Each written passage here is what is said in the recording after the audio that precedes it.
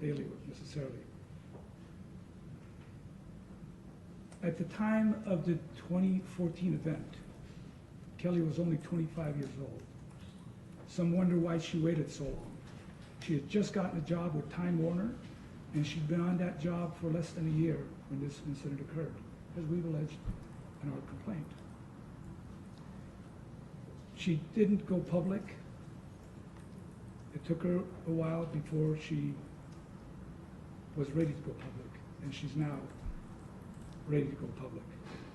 After we're done with her statement, we're going to open it up for a few minutes for some questions that you folks might have. So, Kelly? I'm grateful for everyone being here today to hear me tell my story. I am no longer comfortable staying silent about the things that have happened to me, and although this may come as a shock to many of you in this community, this is a reality that I have been living in for years, and I can no longer stand to not tell the story of what has profoundly affected my life in all of the events that we have alleged in our complaint.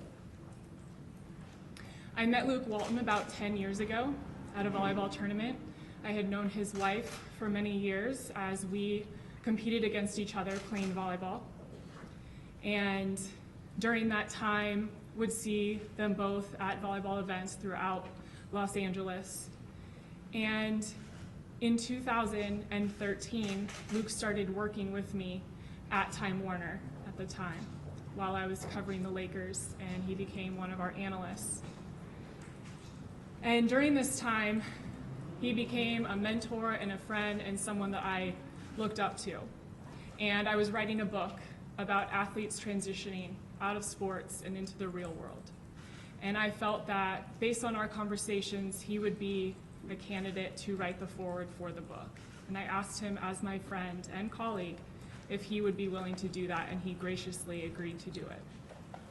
We met a few times over lunch to discuss what the foreword would entail, what I needed, his thoughts on the book in general, to get his input. And I was very grateful to be able to spend this time and have him involved in a project that meant so much to me in my experience, as well as something that he was incredibly passionate about as well.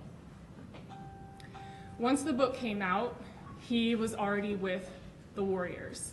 And as it came out, I decided I wanted to give the book to anyone that had contributed as a gift. And I reached out to him knowing that he would be in town with the Warriors to play the Lakers in Los Angeles. And I asked him if we could meet up so I could give him the book personally, and he agreed.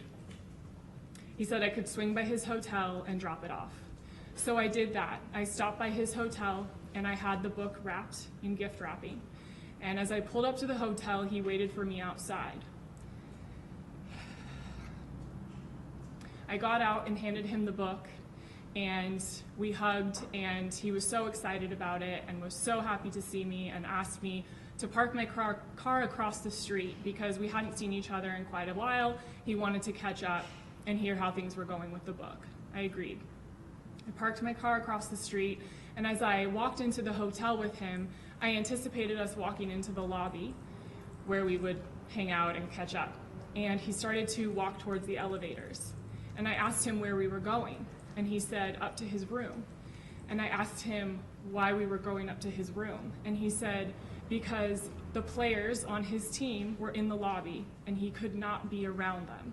He didn't want to be seen in the lobby with the players. So I was hesitant, and he said, "Don't worry about it, it's me."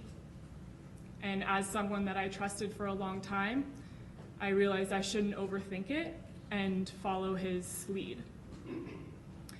I walked up to the hotel with him and continued to tell myself not to overthink it and that I could trust him. Out of nowhere, he got on top of me and pinned me down to the bed and held my arms down with all of his weight while he kissed my neck and my face and my chest. And as I kept asking him to please stop and to get off, he laughed at me.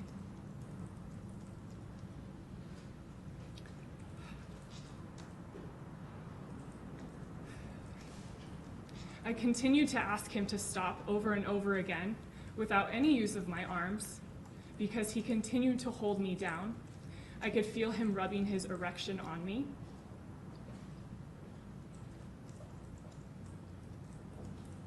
And he continued to laugh at all of my pleas to get off and to stop. I thought he was going to rape me.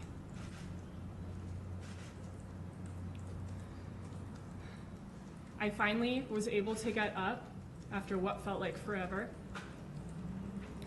and I immediately jumped up to leave the room, and he came around and grabbed me from behind and again held my arms down so I could not move, and started kissing my neck again. I kept begging him to please let go and to please stop, and he continued to laugh in my ear. He finally let me go, and I got out of the room. I was grateful that he was not in Los Angeles and that I wouldn't have to interact with him after this. But everything changed in 2016 when he joined the Lakers. I was on the board of a charity and putting together a charity event, and it was my job to get Luke Walton as our guest honoree. When he showed up to the event, I walked out to his car to show him where to park. As soon as I walked up to the driver's side window, he looked me up and down slowly and started making noises, saying, "You're killing me in that dress." And every feeling I had from that first experience of feeling disgusted and betrayed came back. He parked his car and walked in to the building with me. And right before we walked in, he hugged me and pressed his body against me and kissed me on the cheek. I felt disgusting.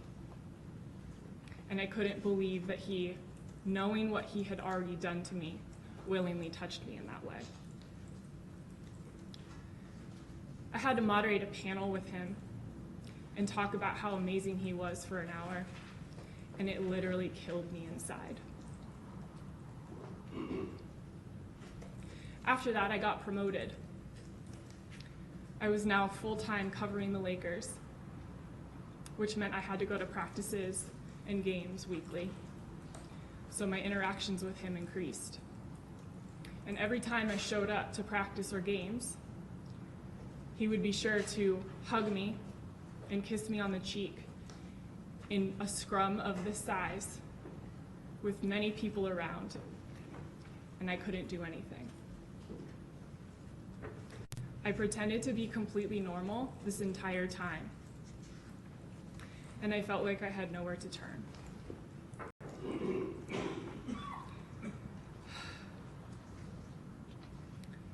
As I've talked about already, as we have alleged this complaint, every interaction with him that I had over that time made me incredibly uncomfortable and feel unsafe. This type of behavior cannot be condoned, and no woman should ever be made to feel like a victim.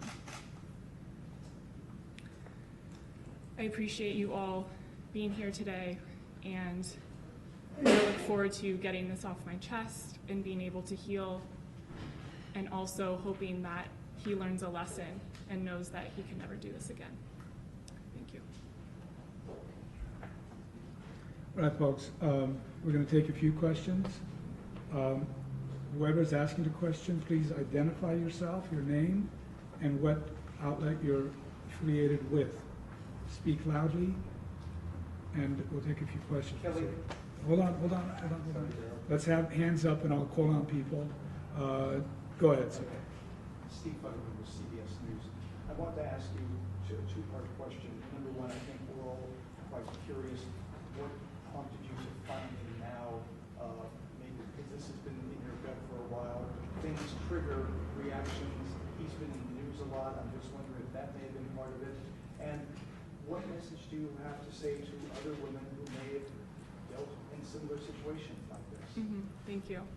Can you repeat a part of this question, maybe? Yeah, to the first part of your question about why I waited to come out, I understand that many of you probably are wondering the same thing, and I was scared. When someone assaults you and you think you're going to be raped, coming forward is a scary thing. And I have spent years now dealing with this, trying to forget about it, hoping that I could push it to the side and bury it, and hoping that time would heal. And that was not the case. And I feel like over this time, I was able to muster up the courage and have enough conversations with Garo where I felt comfortable to talk about this.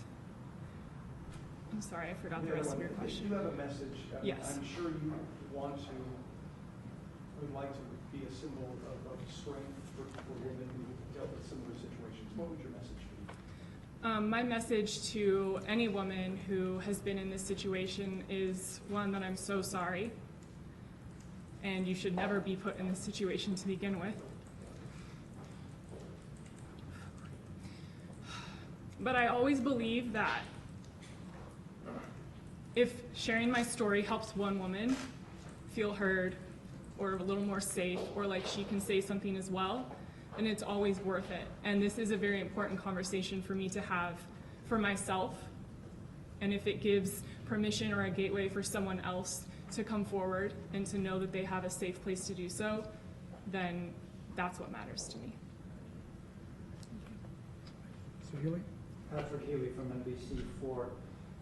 Ms. Tennant, after that incident at the fundraiser, did you ever have the occasion where you had the courage to confront Luke Walton and tell him that how troubling this was to you and that he needed to mend his ways? No, I never talked to Luke about it. To what I said earlier, I was scared. And when someone that you trust so much, that you've known for so long, that you truly believe would never do anything like this to you, pins you down to a bed, holds you down with his whole body weight, and makes you think that he's going to rape you, the last thing that I was thinking about was how to come forward. I was scared for my job, my safety, and what my livelihood would be like. So it was when your job position changed, you no longer had to worry about those encounters? I'm sorry, what do you mean? When your job position changed, so you were no longer with the Lakers during the season, that removed you from the situation? You mean after I no longer worked at Spectrum? No, I think you mean when they were off-season, no longer Lakers, did that? Well, maybe you can comment on how often you would see Walton once he became associated with the Lakers. Yeah, and I wasn't full-time with the Lakers when he first joined. I was working with other teams as well, so I wasn't there as much. When I got promoted is when I was being sent to practice on a weekly basis, so then my interactions increased. Before that, I didn't see him very often. So when did those frequent interactions finally end, I guess is what I'm trying to ask. Well, I left my job at Spectrum in about a year ago. So, yeah. Oh wait, I thought Your name again, please? Leah Uko with Fox 11. I didn't have a question until now. I just wanted clarification. You were both with your first job, and after that incident happened, you were relieved that you wouldn't have to see him anymore. But then he moved to LA with the Lakers. You were working part-time there. You had to your main job was, and I'll get clarification for that in a moment. Your main job was to get him to. Before I got promoted, yes. I was full-time already. I was just working with other teams more extensively. When I took on the Lakers in a larger capacity, my role with other teams lessened. And then you got promoted and you had to interact with them more. Correct. Yeah. All right, standing over there, I think from the B. That's correct, yeah. Benji Eagle from the Sacramento Bee. What do you want to see from the Sacramento Kings in the NBA now that Luke Walton's the head coach of Sacramento?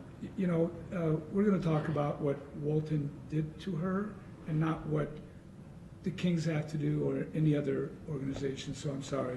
I'm not going to have her comment on that. Tom, you've been on many times.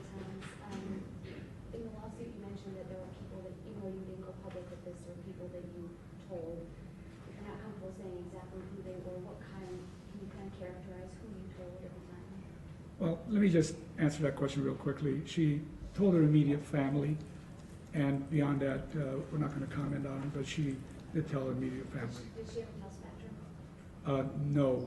And again, we want to talk about what Walton did and not the other frivolous stuff, if we could. Yes?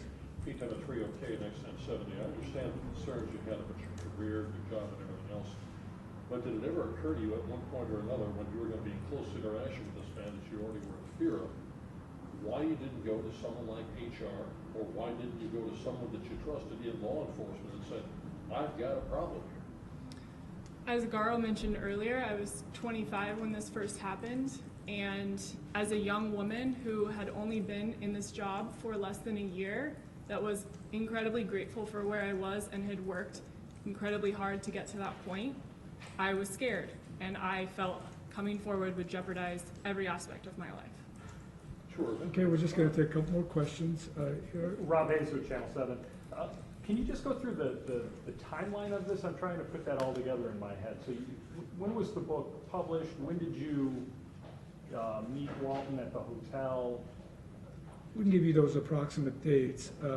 So early 2014 for the book, or mid, and then later in 2014, the meeting at the hotel, and then 2017 was a charity event. I hope that helps. In 2013 was when you began that job. Sorry. Yes. I do have a question. Leah Uko, Fox 11. Do you think that this could possibly shine light on how a lot of victims, alleged victims of sexual assault, don't know what to do when things like this happen? Because every time a story like this comes out, that is always the question, and this is always the response. You were scared. Do you think, is there any messaging that you could give to you about what people should do, even if they're scared? What's the next step? It's a great question. And I don't know that I have a perfect answer for it.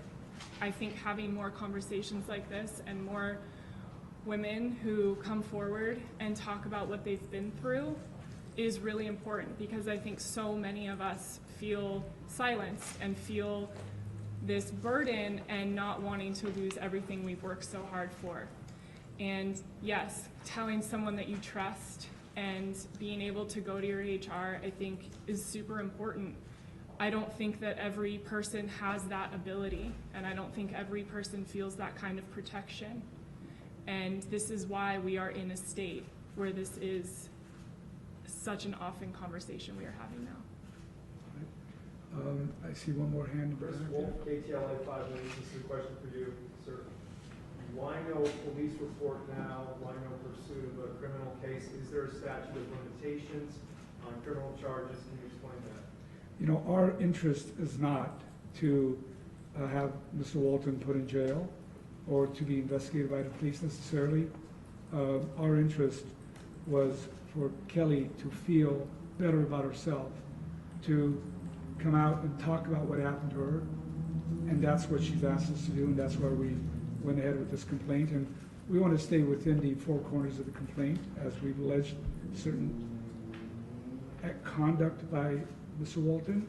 As far as going to the police, you've heard her describe why she didn't do it back then, and more often than not, if you go to the police a few years later, it's very difficult to put together a case where you have to prove beyond a reasonable doubt. The standard of care is much higher, and so police departments are not very likely to get involved in a case this old at this time, and we prefer to, we purposely didn't name his wife or any other member of his family in our complaint. I know the media somehow got information and published it. We are really not happy about that, because I don't think anyone else should be involved in this. It was Walton that did this, and Walton needs to learn not to do this ever again. Can you tell us about damages that you're seeking?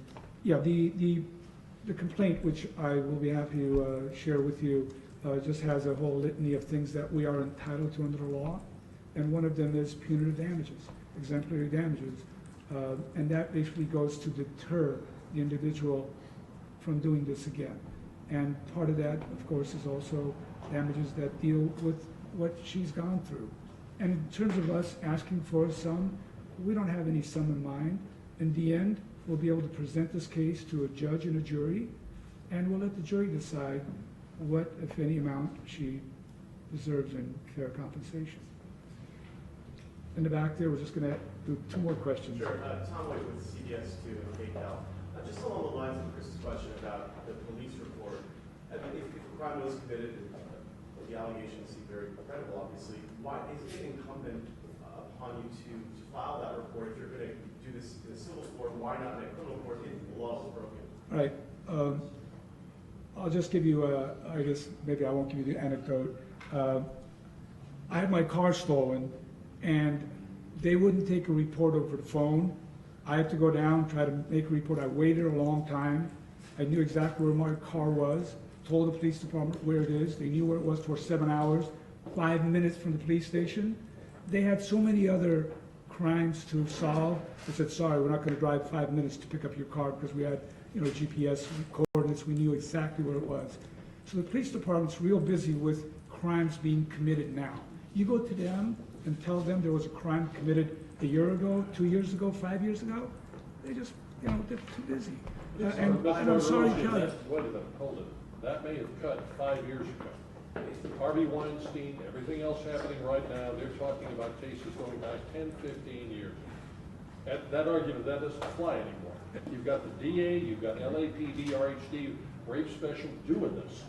Why not give it to them? They have the ability to go back, and they show a willingness to do it. Okay, I haven't said that I'm closing the door on that right now. So now that you folks are bringing it up and hammering us over the head with it, we'll consider it. And that doesn't mean we're taking it off the table. It doesn't mean we're going to go to the police tomorrow. Maybe we'll be contacted by the police department that watches or listens or hears about this and wants to investigate this. We know the NBA is going to investigate this. And so we'll see where this takes us. Carl, Andrew Capuchetti, TV. Is there any evidence of any kind? Photos, videos? I'm not going to answer that question. I think when these things happen, you don't have cameras rolling, you don't stop taking photos. This was not in a public location, so to suggest evidence is what witnesses say they heard, saw, touched, felt. That's evidence. You don't necessarily have to have pictures and documentary evidence to prove your case. So evidence is the believability of a witness. You've heard Kelly, and I'm sure we'll hear from Mr. Walton. Was she physically injured? No, we're not alleging any physical injury per se in terms of physical assault. Yes, injury, now you get into the question of were there bruises, were there cuts, were there sprains, and no, we're not alleging those in terms of a physical injury. And when you look at our complaint, we're staying within those 4 corners of what we've alleged in the complaint here today. And I'm going to take one more question. Can I ask you briefly touched on Kelly telling her immediate family, without giving any names, can you tell us were there people outside her family? Because those witnesses can sometimes be challenged in court, but are there other witnesses, maybe friends of hers, who she contemporaneously did inform of this without giving us those names? Very well. I'll just answer the question this way, that there were a few people that she communicated with that were very close to her. And that's all I can say, because I've got to, again, stay within the 4 corners. But my only question was, are any of these people beyond blood relatives? That's all I want. The answer is yes, Okay. and we'll get to that when the time comes. Are any photos of any bruises at all? There are no photos of bruises, no videos of the incident. I imagine if somebody went back and looked at the security videos, you would see her in the lobby and that kind of thing, but we have not attempted to secure that information. I don't think that necessarily proves much, but we'll certainly ask. Kelly, to Mr. Walton, when you were in the hotel room, and I apologize to ask you to relive this again, was there ever an offer of alcohol or anything, and did he seem in a unusual state, that this was somebody that you had encountered and had many conversations during this? Yeah, we're going to stay within the 4 corners of the complaint. Any discussion about things that happened that may offer a little more information to you folks. If it's not in a complaint, we're not going to discuss those now. So was there alcohol? And we're not going to answer that now. I can tell you that nobody drank any alcohol that we know of. So I'll leave it at that.